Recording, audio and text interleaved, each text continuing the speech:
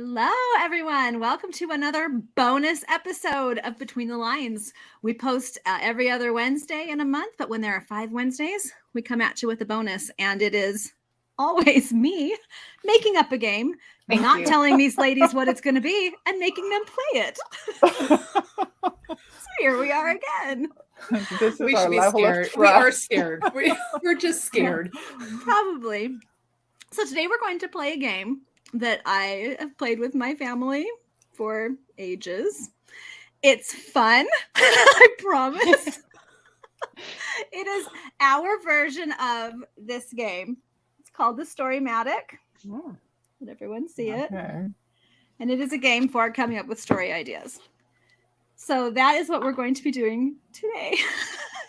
You guys, this could be the beginning of something magical. Like we might have to write one of these stories. Exactly. I will tell you, this has legitimately happened. When I needed story ideas and didn't have them, my family would sit down and play this and it would spark something. So you're welcome, ladies. All right. So the way it's originally played, half of these cards have a certain character detail and half of them have a plot detail. And you would draw 1 or 2 of each and then have to come up with a story that incorporates those things. We further adjusted it to in the middle, we have our own little fake set of trope cards where we draw a trope that kind of forms the backbone of this story. I already don't like this game. It's a great game, Sean. You're going to love it. I'm not sure I know what all the tropes mean. Trope is a basic building block of a story. So like the chosen one is a plot trope, or ticking time bomb. You know, you have to accomplish something. Okay, in a given I can time. only do That's that trope. one. Arranged marriage is a trope. My Love best triangle. friends, my brother's best friend or whatever type. That's a trope. So it's just a basic building block. You'll get it. I have in here some from romance and some from action. So Tracy, we'll see how much Karma likes you. So I'm going to draw a trope card, a character card, and a plot card. And then your job is to come up with a very basic story idea that uses those things. You're not writing a book, you're not writing a chapter. Very basic. Think like a quick hook. Because it can take a little while to do that. While we're all writing down our ideas, I'm going to use the magic of editing to speed that up so those listening and watching don't have to sit through the silence. So this is what we're going to do. Aren't you ladies so excited? You're about to have your next great book idea. Perfect. I have too many as it is. Like, really? Too bad. I'm giving you more. Okay. I'm drawing a trope card. Are we all doing the same one? Yes. Okay. That's what's fun because it all ends up very different. Okay. Tracy, you're going to be happy. It's one of my action tropes. It is the just don't fall in love. That's where you have 2 people who are hiding out or they've teamed up as partners or they're running from a danger or whatever. And the only rule is don't fall in love. All right. Think you can work that in somehow? I don't know. I break it all the time. Oh, but that's meant to be broken. That's the trope. Okay. As long as it's okay. Exactly. The trope is you're not supposed to fall in love, which means that they do. And that complicates things. Okay. Okay. So your plot element is an unexpected package. You can't use Sean. Don't use the next book. No spoilers. We're actually writing. Okay. And your character. Okay. Your character is a retiree. Oh gosh. So that's it. It's a just don't fall in love. It has to involve someone who is retired and an unexpected package. So like I said, I will use the magic of editing to speed up. But ladies, let's just take a few minutes and see what we can come up with. So we just have to come up with a story outline, basically. Basic hook. Okay. You know, like your elevator pitch. So nothing detailed. All right. All right, here we go.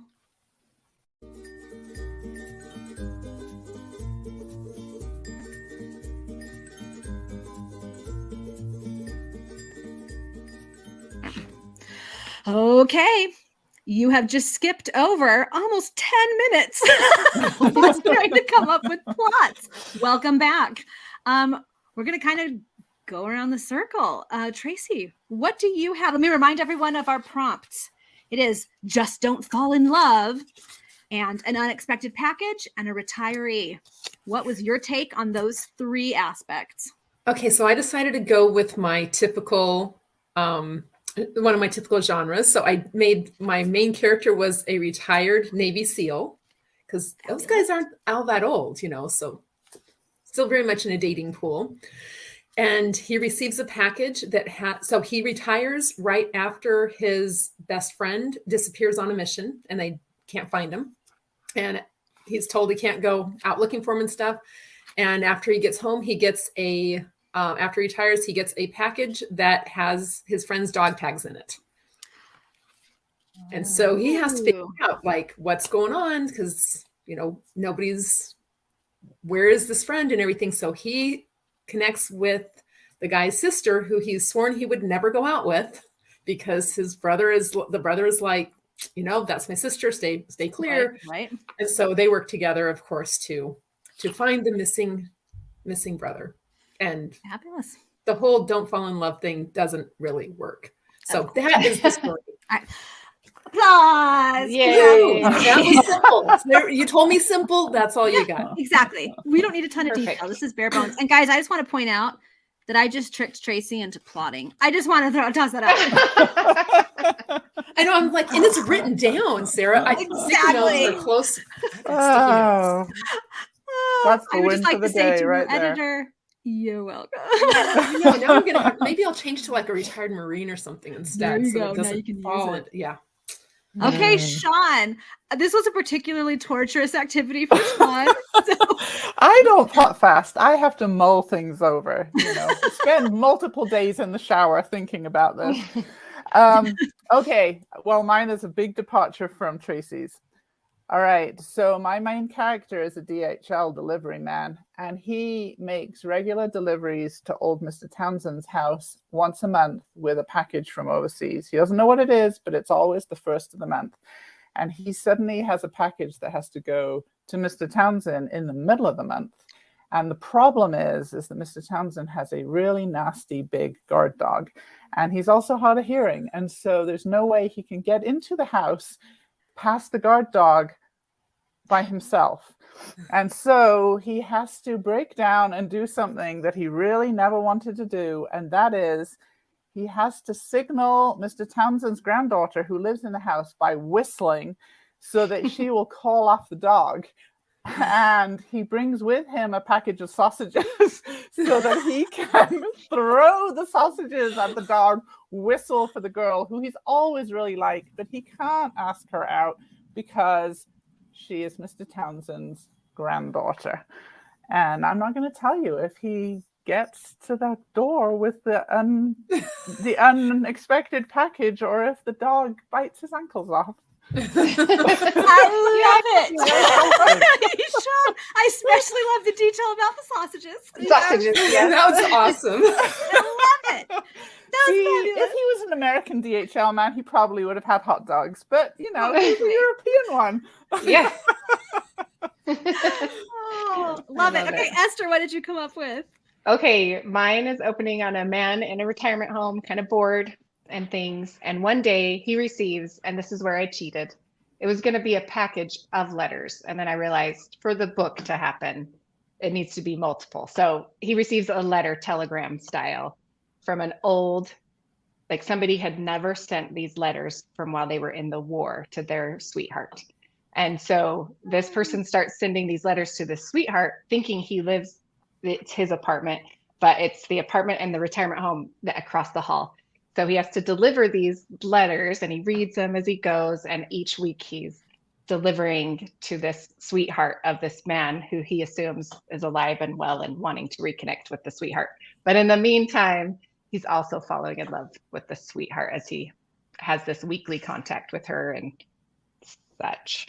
So, but they can't fall in love, obviously, because of the letter guy. Right, because he's like, she's got some guy writing to her. Ooh. That's so sweet. I love how these stories talk about this. You've got Tracy with her seals, Esther with her sweet romance, and me completely all over with Sean with her sausages. Sausages and whistling. Who knew? Okay, so I'm thinking Sarah's got anything in Ireland, Sarah? No, actually. I mean, it could be. This isn't specified, but okay, so here's my story. A newly retired mail carrier is charged with teaching the person who's run a small town post office for decades how to use the new computer system. But delivering the post is a very serious business, and there is no room for googly eyes or ridiculousness. But when a parcel arrives with an incomplete address, they have to team up to deliver it. Too bad they have to deliver it to Lover's Lane. Okay, Sarah's is like a pitch, like a back, like, oh, She totally okay, knows what she's I'm doing. gonna do that next time. I'm gonna do that next time. Oh my Except I'm gosh. not good at that. Let's see. I've never been good at writing pitches. All right. So because we're speeding through this, we can do one more round and still have Okay. our game episode not go a million hours long. So I'm going to draw one more.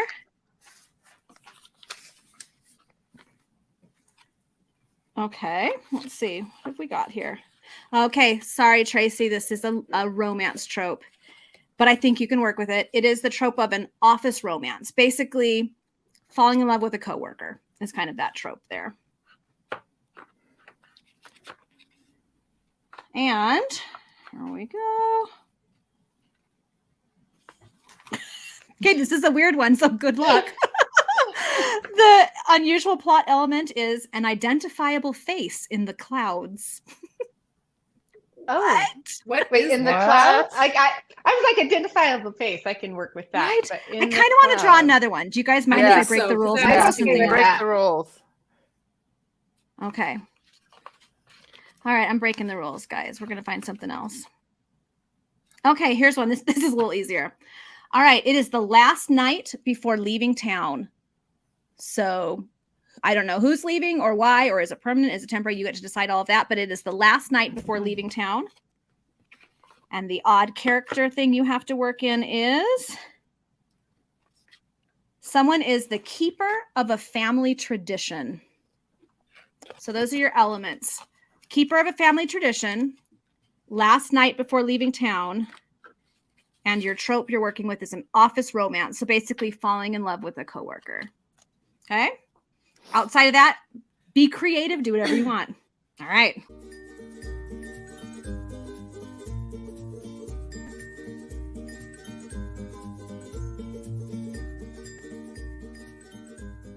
All right, I think everyone has finished up their story. So let's start with Esther, and then we'll work our way around. Okay, I'm gonna try. All right. And Oh, make let me it remind sound- everyone of what it was. Okay, yeah. It is an office romance, so coworkers of some kind falling in love, a keeper of a family tradition, and the last night before leaving town. Okay, I'm gonna try and make it sound like a book, like Sarah Okay. last time, a little bit. So, okay, Rachel's family has a long tradition of the women marrying on their 30th birthday under the light of a Scottish moon. The only problem is Rachel has no boyfriend, fiance, or any love interest in her life. Let's see. Sorry. Determined to end the silly family expectation, she tells her mom it isn't happening, but all of her family has already bought tickets to Scotland, including one for Rachel. The night before the day before she leaves, she's complaining to her mother on the phone when her grumpy boss overhears her explain how ridiculous this family tradition is. He warns her, you should never break family traditions. They always have meaning behind them. Rachel turns to her boss and says, so you would be willing to marry someone under a Scottish moon just for the sake of tradition? He turns to her and says, are you asking me? I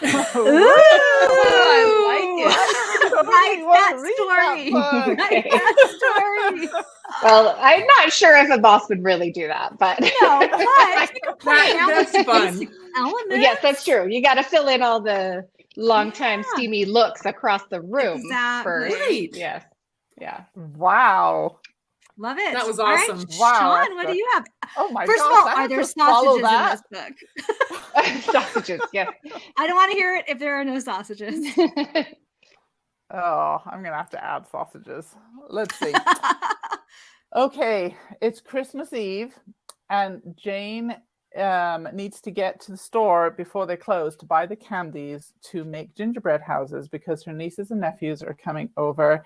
They come every year. They've been planning it for weeks, but she is stuck in the office because her boss has had her doing extra things, even though she was supposed to have left a couple of hours ago.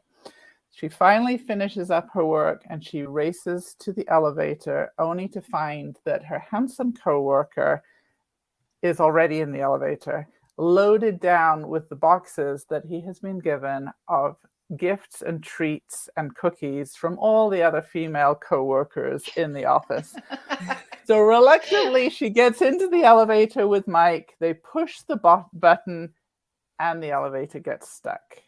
And so she is beside herself, and he can tell she is. And so he makes her tell him why she's so upset. She explains that she doesn't have time. She's got to get this candy. Her nieces and nephews will get to her apartment before her. What is she going to do? And so he lifts up his boxes and he said, I have 6 boxes of candy that I don't want. I will let you use it if you will let me come and make gingerbread houses with you and your nephews and nieces this Christmas Eve.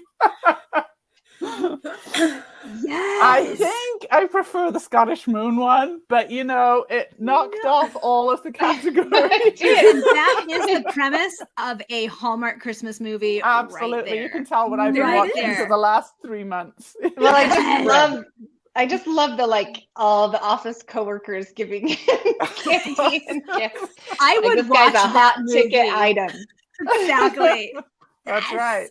And he only Gosh. wants to make gingerbread houses with the other girl. That's so there true, we go. Of course. Yeah. Love it. Okay, Tracy, what'd you come up with? Okay, so again, have to go back to my roots. So the office I used to work in was CIA. So my CIA guy, because names are hard and I don't have anyone who's written them for me yet. So my CIA guy is prepping to leave on a mission overseas when he finds, and he's going to have a quick stop in London on his way to his destination, when he finds out that the woman he's been interested in has been assigned to be his pretend wife. But the problem is that as soon as his grandmother sees this woman with him, she's going to expect him to be putting the family heirloom engagement ring on her finger. So that is the challenge that they have to overcome, is how does he pretend to be married, but then he has to be getting engaged right before he's supposed to be already married. So that is the challenge they have to overcome. Love it.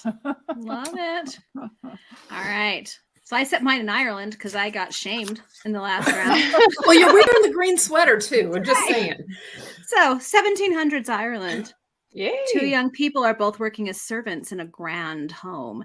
They are deeply in love, but there are rules about servants marrying. They can't. And summons comes from the man's family to return home to the family home in the countryside to marry the daughter of a neighboring family, because a curse that was put on the family ages ago dictates that has to happen or horrible things will occur. It is the last night before he has to leave to fulfill the family tradition. So they have this one night to figure out how to foil the curse, how to keep their jobs, and how to totes get married. Ooh, awesome. Story. Yay. Did they use the word totes in Totes. 17? Totes and the goats was the exact wording. I believe you all of a sudden. I'm like, oh, Right? I think she's just talking about bags. That's right. So there you go. That is Storymatic. It is one of our favorite games. I'm going to draw one last prompt for those who are listening to come up with your own story ideas. Your trope is going undercover. Your plot Sorry, element. Tracy. Sorry, fate is against you. Your plot element is some kind of shocking announcement. Ooh. And your character element is a fainter. Whether it's someone who faints all the time or just once, it's up to you. So there you go. Shocking Going announcement, undercover, that does work well. Shocking Yeah, announcement those and a all work fainter. well together. Yeah. So come up with your own story ideas. Leave them for us in the comments over on social media. Thanks for joining us for this special game version of Between the Lines, and we will see you next time.